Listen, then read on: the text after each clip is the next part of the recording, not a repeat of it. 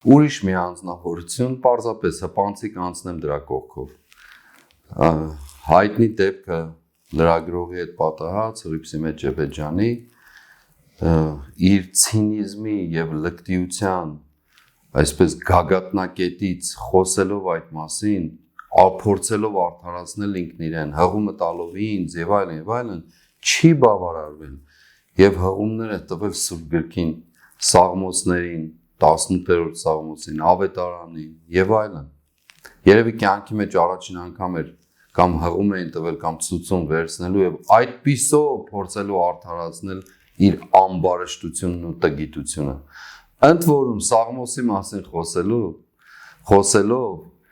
չի կարողանում հայերեն ոչ ընթերցել, ոչ էլ արտաբերել։ Ասեմ ուղղակի, որ եռաժամ բառ գոյություն չունի հայերենում։ Ոչ գրաբարում, ոչ աշխարհաբարում, ոչ արևմտահայերենում, ոչ արևելահայերենում, ոչ էլ երևի բարբառներում։ Այդ տգետ ամբարիշտ համենայն ժամը, հարաժամը, բայց ոչ եռաժամ։ Այդ դիմացիդ նստածն էլ նույն կերպով, նույն ամբարշտությամբ եւ տգիտությամբ